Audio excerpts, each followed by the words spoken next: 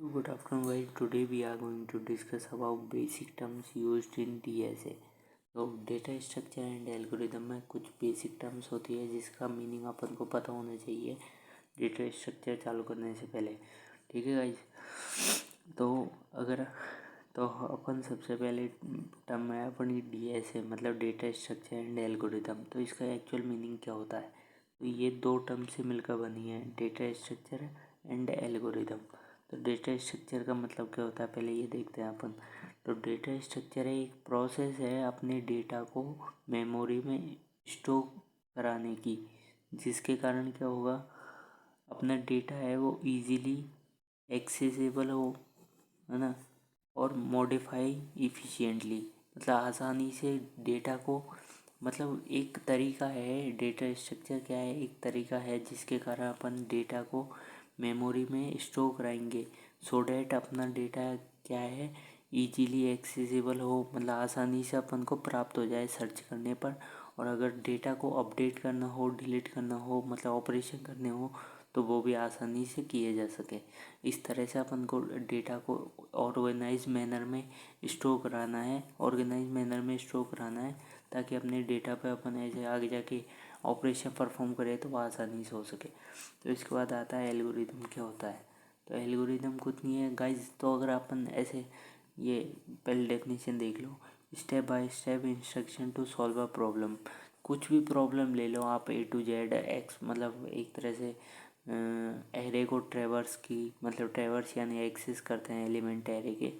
Array में अपन को number को इंसर्ट करना है, डिलीट करना है, या फिर एरे में नंबर फाइंड करना है। तो उसके लिए अपन जो कोड लिखते हैं ना, स्टेप बाय स्टेप इंस्ट्रक्शन लिखते हैं, तो उसे एल्गोरिदम कहते हैं बस गाइस। तो इसके अलावा ये DSA हो चुका है अपना। DSA का मीनिंग क्या होता है? इसके अलावा अपन देखते हैं टाइप्स ऑफ DSA।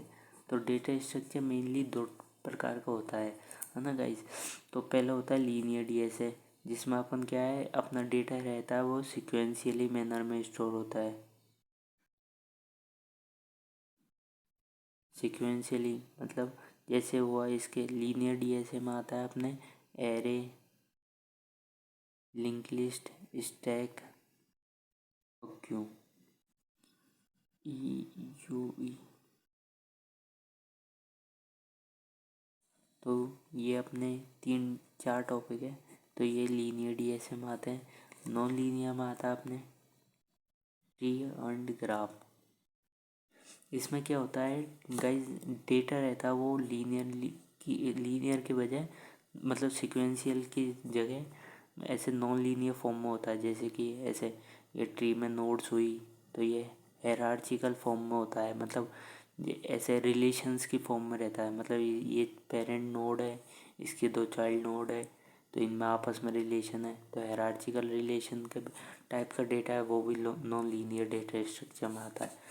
तो इसके अलावा थर्ड टर्म हो गई अपनी, दिख रहा होगा आई थिंक आपको। हाँ, तो आपको दिख रहा है ना। तो थर्ड टर्म है अपनी अब्स्ट्रैक्ट डेटा टाइप।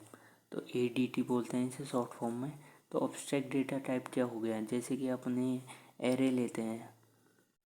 एरे पे अपन क्या क्या ऑपरेशन कर सकते हैं, इसको ट्रेवर्स कर सकते हैं, है ना। एरे में अपन ऐसे सर्चिंग कर सकते हैं, इसमें शॉर्टिंग कर सकते हैं, इसमें नंबर फाइंड कर सकते हैं, कुछ भी, मतलब A to Z। मतलब एक तो हुआ एरे क्या है, अब इधर अपना डेटा स्ट्रक्चर, और ये क्या है अपने ऑपरेशन। तो बस अपना डेटा स्ट्रक्चर और उससे रिलेटेड, मतलब ये डेटा स्ट्रक्चर है और इससे रिलेटेड जो ऑपरेशन है, जैसे सर्चिंग, शॉर्टिंग, या फिर इंसर्ट करना है, नंबर को डिलीट करना है एरे से। तो ये हुआ अपना अब्स्ट्रैक्ट डेटा टाइप, मतलब data structure and operation related to that data structure. उस डेटा स्ट्रक्चर से रिलेटेड ऑपरेशन है उसे अब्स्ट्रैक्ट डेटा टाइप बोलते हैं गाइस। ठीक है गाइस। तो अपना फोर्थ टर्म आती है मतलब टाइम कॉम्प्लेक्सिटी। तो टाइम कॉम्प्लेक्सिटी गाइस, बेसिकली अपन कोई भी प्रोग्राम को रन करते हैं तो उसके बाद इट इज़ द, पहले डेफिनेशन देखो, time taken by compiler to execute a particular line of code, या फिर पर्टिकुलर कोड। किसी भी कोड को एग्जीक्यूट करने में कंपाइलर को जितना टाइम लगता है उसे कम कंपाइलर की टाइम कॉम्प्लेक्सिटी या फिर टाइम कॉम्प्लेक्सिटी बोलते हैं। तो आपने कोड में लिखा देखा होगा, तो उसमें एग्जीक्यूशन टाइम आता है, लास्ट में। तो वही टाइम होता है, ऐसे 2 सेकंड हुआ, 3 सेकंड, और बड़े प्रोजेक्ट में कुछ मतलब 5-6 सेकंड, कुछ भी डिपेंड करता है प्रोग्रामिंग लैंग्वेज पे। C++ में फास्ट होती है तो वो कम टाइम में एग्जीक्यूट करती है। तो बेसिकली टाइम कॉम्प्लेक्सिटी क्या है, मतलब प्रोग्राम कितनी टाइम में एग्जीक्यूट हो रहा है उसे हम टाइम कॉम्प्लेक्सिटी बोलते हैं। इसके अलावा फिफ्थ टर्म में अपनी इम्पोर्टेंट ये है स्पेस कॉम्प्लेक्सिटी। तो स्पेस कॉम्प्लेक्सिटी की पहले मीनिंग समझते हैं, मतलब डेफिनेशन, फिर इसके बाद मीनिंग समझेंगे। Total memory consume by a particular code, मतलब अपने कोड है गाइस, तो उसमें टोटल मेमोरी मतलब ऐसे अपने कोड ने टोटल कितना स्टोरेज कंज्यूम किया है मेमोरी में, तो उसे अपन स्पेस कॉम्प्लेक्सिटी बोलते हैं उस कोड की।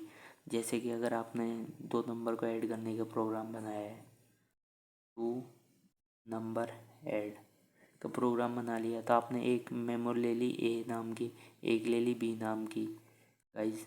तो आपने अगर इन्हें इंट टाइप कर लिया है तो देखिए 2 बाइट ए लेगा, 2 बाइट ये लेगा, तो कितने कितने हो गए। अगर आप मॉडर्न कंपाइलर देखें, अगर ऐसा यूनिवर्सिटी के हिसाब से 2 बाइट मानते हैं इंट की साइज़, लेकिन अब ऐसे मॉडर्न टाइप के हिसाब से मतलब मॉडर्न कंपाइलर में 4 बाइट होती है। तो अगर आप इन दोनों, तो ये दोनों मेमोरीज यूज़ की गई है उसमें। अगर आप ऐसे थर्ड वेरिएबल लेंगे, अगर सी, इन दोनों का एडिशन A+B का, तो ये भी इंटर टाइप का होगा। तो ये कितने ब्लॉक हो गए इंटर टाइप के, 1, 2 और 3, मतलब 4+4+4, तो टोटल कितनी साइज हो गई, 4, 4, 8, 9, 10, 11, 12 बाइट। तो ये अपने कोड है, मतलब एडिशन ऑफ 2 नंबर के कोड है, इसकी स्पेस कॉम्प्लेक्सिटी है। स्पेस कॉम्प्लेक्सिटी क्या होती है, total memory consume by a particular code guys.